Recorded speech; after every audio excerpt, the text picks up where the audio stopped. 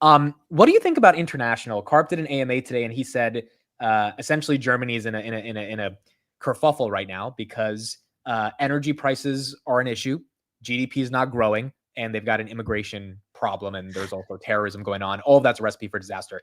Is there a world where we get to 30%, 40, 50% growth because Germany wakes up and all of Europe wakes up and realizes that Palantir is the solution? Oh yeah, I think last year, 2024, Europe grew, like the euro area grew GDP at 0.8%. That's against the 2.8 of the US and like 5 plus of China. Like it's unsustainable. Like they will have to wake up sooner or later. Like it is going towards that zero and going negative over time. And everything can be traced back to over regulating everything. Like if you look at statistics of businesses fleeing the area, like it is pretty obvious what the issue is.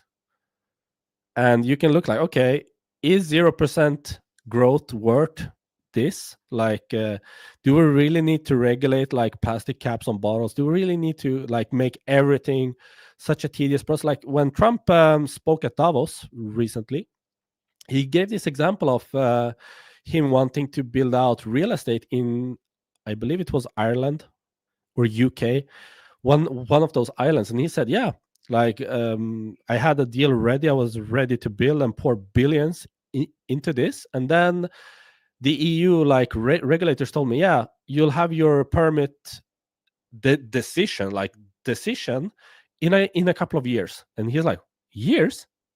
Okay, I'm out." Like just like that. Like no way. So it is pretty obvious what the problem is. I believe Europe will come around. They will have to. We know that Palantir is actually active across multiple agencies. I know they are in Sweden, where I'm from, in Denmark, Germany, historically, with a bit of ups and downs depending on regulators. UK, the NHS, huge deal there. They're showing some massive cost cutting and progress within the NHS. If you look at hospital beds being made available and stuff like just look at the statistics of the result of implementing Palantir. It is amazing over there. So yeah, I think they will have to wake up, or we're pretty doomed over here in Europe. I think it's just a matter of time. And I think under Trump, he really puts the pressure on world leaders, unlike anything I believe President Biden was able to. I mean, we're just hearing now that he was in talks with Putin to stop the Ukraine war, which means that Palantir will be implemented and funded by BlackRock to rebuild Ukraine. So we have a source there.